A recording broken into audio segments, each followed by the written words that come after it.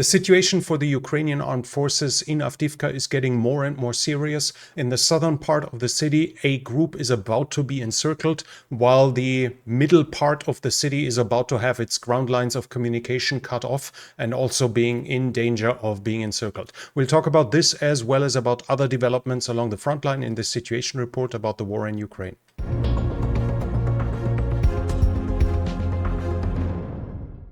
We start off with some information about the air attacks. There were 2 fresh air attacks being reported by the Ukrainians. One attack was with 31 Shahid, out of which 23 were shot down, according to the Ukrainians. A second one the day later was with 45 Shahid drones. 40 of those were shot down this time, at least according to the Ukrainians.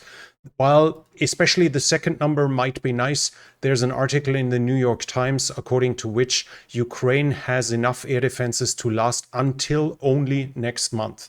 So basically within a few weeks, Ukraine is running out of air defense missiles unless there are fresh deliveries, which obviously are threatened right now due to political turmoil in the United States, among other positions.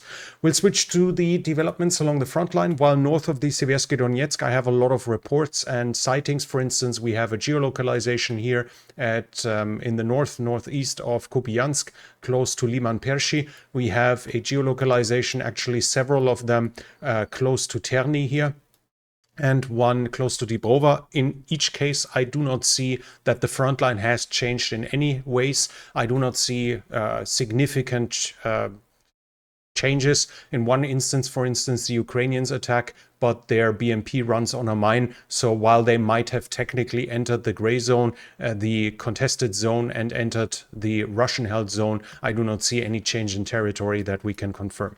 It's a little bit different at Bilohorivka. Here we have a minor Russian advance confirmed. This is a geolocalization here up here, and you can see the road taking those 2 turns here. And we have the first turn here and the second turn here, and now they are here, so roughly here at that point. In the last situation report, I've shown you that the Russians have been here, here, and here, so we should probably take this area increasingly into Russian hands, unless, of course, again, we are only talking about attacks that were defeated and not necessarily MENA control. We have visual evidence of Russians entering the gray zone here. We have visual evidence of Russians in this built-up area here, but that doesn't necessarily mean they currently hold it. This is always a little bit tricky to determine whether they have just been there or whether they actively hold it. Developments south of the Seversky Donetsk, other than that, the fighting is continuing. I do not see any fresh change in territory here. Russians are, for instance, reporting that they are now 2 kilometers away from Chasiv Yar, and technically that's correct. When we take in account that in the last situation report I mentioned that this forested area has been captured, it's actually more or less exactly 2 kilometers to the outskirts of Chasiv Yar at that point. There's also a fresh geolocalization of a Ukrainian BMP being hit in Ivanivske, but then again, it seems to be hit either by an FPV drone, so that doesn't mean the Russians have entered the town. Overall, I do not see any change in territory in the area north of Avdiivka, of the Avdiivka battlefield. Avdiivka, on the other hand, the situation is getting problematic. In the last situation report, we talked that they had reached the southern area here close to the railroad yard. In the past, we already talked that they had crossed the dam, the railroad dam in this area here, but now they have not only crossed it fully, or it was still somewhat debated whether they had crossed it. Now we don't just know that they have crossed it. They've gained some significant ground in that southern area and threatened the main line of supply for the whole Ukrainian defense in that area. This road here is what supplies all of it. There are alternatives, but from what we can see in the picture evidence, a lot of it doesn't seem to be paved. This is probably a paved road, and it's still available, but you can already see that the Russians are basically just 1 tree line away from cutting it off. One successful attack, and that ground line of communication would be cut as well. In the south, the situation is getting even worse. We have here in this area, we have a fresh geolocalization, and you can see in a video how a Russian soldier is basically taking a stroll.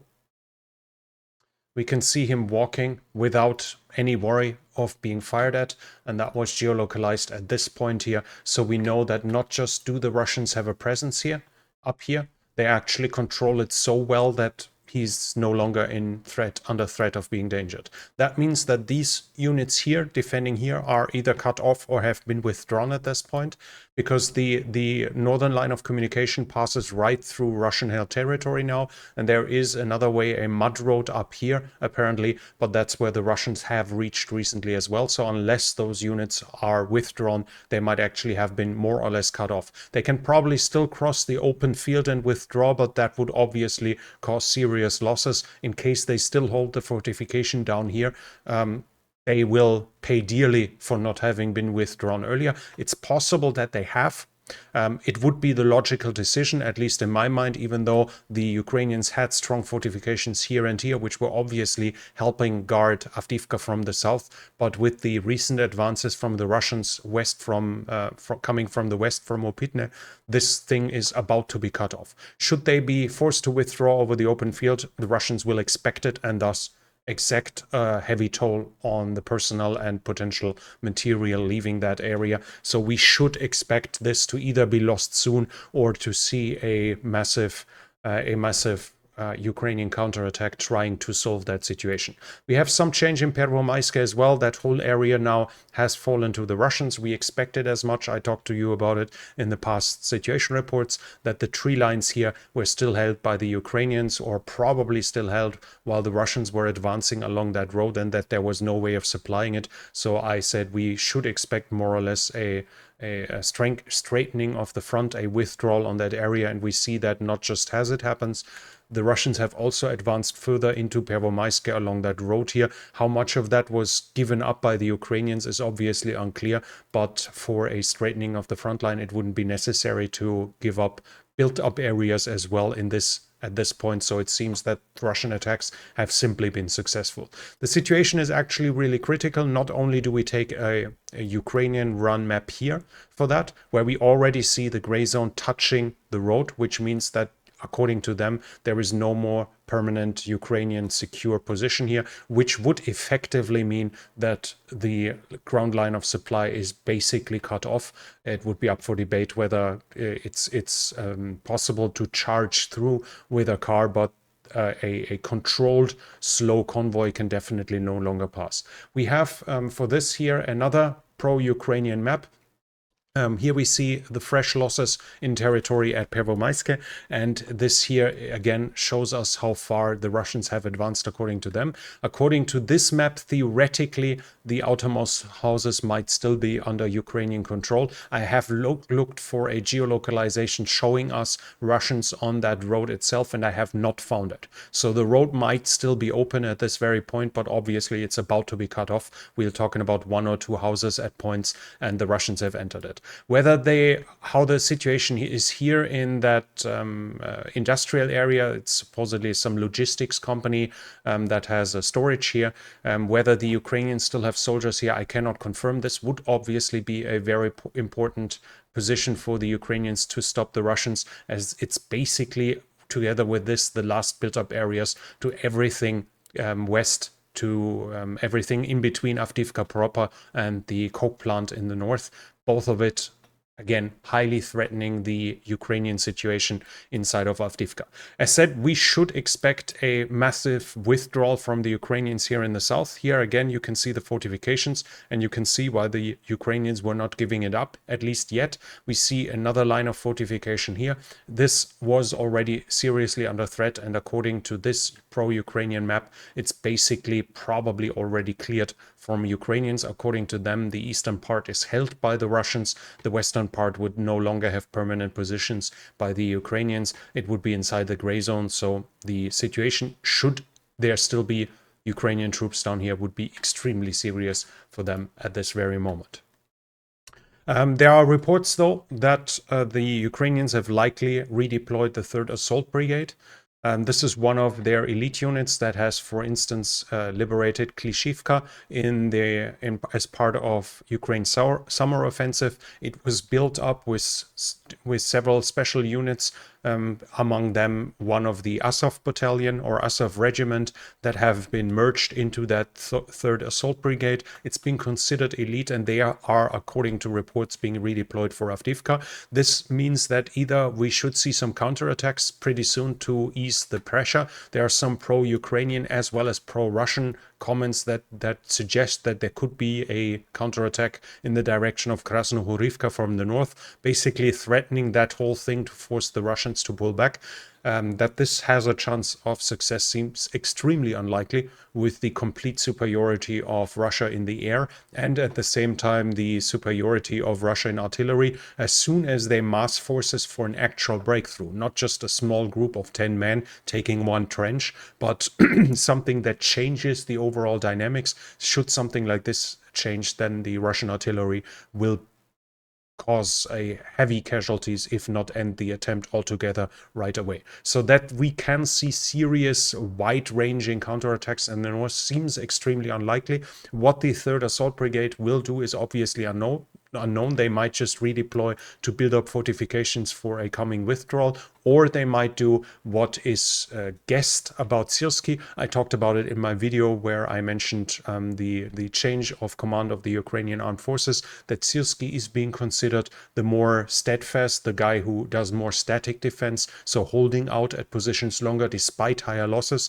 the guy who is basically more aggressive and more casualty tolerant than Zaluzhny. This could be an example already that the 3rd Assault Brigade is being deployed to Avdiivka to strengthen the lines, to do counterattacks, and thus obviously suffer higher losses, but allow Ukraine to hold onto Avdiivka for a longer time. Because if nothing changes, this shouldn't be taking too much longer. If we take the maximum extent, we are less than 4 kilometers, and we have a complete encirclement of all the troops in the southeast here of Avdiivka. So something needs to happen on the Ukrainian side. That is more than obvious, and we'll have to see what's going to happen in the future. If you want to see this, and we're not done yet, but if you don't want to miss what is going to happen, and if you like the way I present it, then at that point I would like to invite you to subscribe to the channel and hit the bell icon so you don't miss future videos. We'll go further south along the front line. I have some reports from the area of Marinka. Here we have fresh geolocalization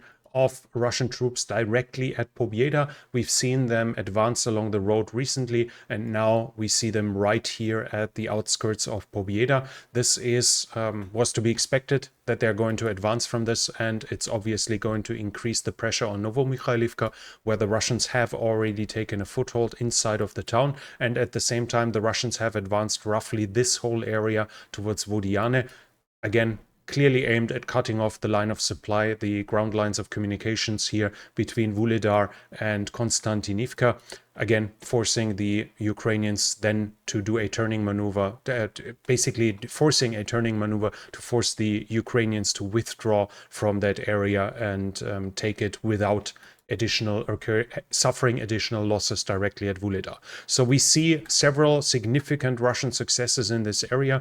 They are still quite some distance away. If we take roughly the middle ground, they are still here 4 kilometers away from that ground line of communication, but they are increasingly pressuring it as well. And every advance in the south as well as in the north is worsening the situation in Novomikhailivka as well. There's fighting reported along Velika Novosilka in the area south of it, at the oblast border, south of Orikhiv as well, and I cannot confirm any change in territory. There from Krinky, we have a fresh geolocalization that is showing us Ukrainian fresh advances, but at the same time, those fresh advances are roughly here, where we consider to be a contested area / mostly Ukrainian held area anyways. So I do not see any change that I can actually confirm from this area. There's a weird development though in the southeast of the front line, here at the area between Olenivka and Volnovacha. Here, between this and this, there is a continuous line of railroads that have of railroad carts that have been placed here. We see it here. The Russians have, according to reports, collected since July 2023. So for the last 7 months, more or less, they have collected over 2,100 railroad cars to add them up to basically to a long train. It has received the nickname the Tsar's train. Nobody really knows why. This is clearly not to use the railroad in a conventional way. This is still inside of motor range, and there is no movement being reported here. This is a continuous line, and there are some expectations that this was built up as a barrier, as obviously, if you think about it, railroad carts are really heavy, especially should they be filled with dirt or something like this. I do not know anything about them filling, but usually you would just bypass them. The train would be 400 meters long, so you go to its left or to its right. But if it's for 30 kilometers and you can't push them aside because one cart is next to the other, made out of solid steel, out of hardened steel, for a railroad car weighing hundreds of tons in total or tens of tons in each cart would probably be an impregnable or close to an impregnable fortress for any advance with tanks along that road, and even infantry would have to crawl through in between while being out in the open on a railroad dam. So this might be a new way of fortification that is seen here, but this is purely speculation. Like the analysts that report about it speculate this could be some way of defending, but why would they do it here? At that point, okay, I mean, defending it with Mariupol might be probably a potential. Then they don't need that part of the railroad. They use this one here, but this one is cut, so they could do it basically to stop a potential Ukrainian strike in this area. But right now, it seems to no longer be any serious threat that the Ukrainians would attack there. So it's still unknown what exactly the Russian plans were here. From the Black Sea, the Russians are reporting that they intercepted several naval drones from the Ukrainians with electronic warfare and disabled them. No confirmation from the Ukrainian side here. And Ukraine says that over 200 harbor installations and infrastructure to export grain have been hit by the Russians since they began striking the harbor infrastructure and the grain export infrastructure. Still, though, more than 22 million tons of goods have been exported since Ukraine set up its own naval corridor, and it was used by over 700 ships. So in total, in the last few months, over 700 ships actually entered the combat zone and left it again, filled up with cargo, a number that, at least to me, was really surprisingly high, that this many ship owners would take and accept that risk. At the same time, we have news from Troop Generation, and that is now the confirmation of something we talked about here like half a year or longer ago, where the Nepalese government said that several Nepalese citizens had signed up for the Russian armed forces.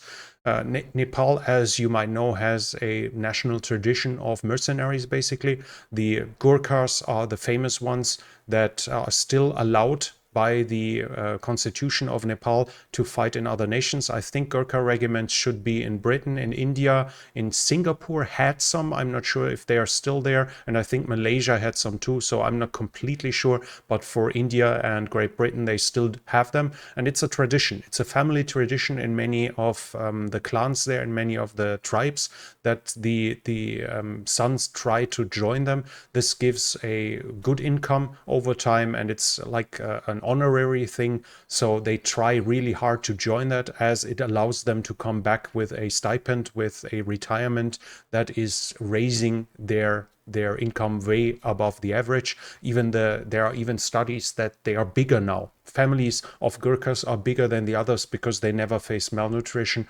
They are fed so well that the whole families, whoever has basically Gurkhas in his family, is taller than the rest of his surroundings. So with this strong tradition of mercenaries, of which obviously the majority doesn't make the cut. There are hundreds of attempts, hundreds of applicants for each one or two that are being taken, which leaves a lot left that would then probably take another mercenary role, and the Russians seem to have taken it. Initially, the Nepalese government was talking about several hundred. Now we have CNN claiming it's 15,000, basically the size of 2 to 3 brigades that are supposedly already being hired by the Russians, even though we have not seen any, at least I can't remember, of anyone being captured in that context, of any Nepalese citizen being captured by the Ukrainians. That happened, though, this week with someone else. A mercenary from Sierra Leone was captured by the Ukrainians. He was identified. I can't show you, I won't show you the picture, even though you won't have any trouble finding it, because under my understanding, this would probably not be okay according to the Geneva Convention, even though me reporting about it, I don't know how much I would have to worry about it. But as I said, like the picture of him, and he's not wounded, it's not showing gore, it's just an individual that was captured and is being presented as a prisoner of war that was captured by the Ukrainians, and as I said, coming from Sierra Leone in Africa. And in Ukrainian troop generation, we have the Ukraine that they said that they actually managed to surpass the Russian production of long-range suicide drones in the last 6 months. So at least some good news for Ukraine in this regard. We've seen with the strikes on Russian carbohydrate infrastructure over the last few days and few weeks that the Ukrainians put an emphasis more and more on this, striking Russia in the rear area to weaken it than within their means. And here, according to them, their means are actually increasing. That was already it from me for now. If you like this report, please give it a thumbs up. It really helps with the algorithm. Leave a comment what you think about the current situation, and do you think Syrskyi will save the situation in Avdiivka? And if you're new here, I would like to invite you to subscribe to the channel and hit the bell icon so you don't miss future videos. This channel is only possible because of the support of viewers like you. If you like to support the channel, you can do so by the means in the description. Thank you very much to everyone already supporting this channel. And that's it from me for now. Thank you for watching, and I'll be back.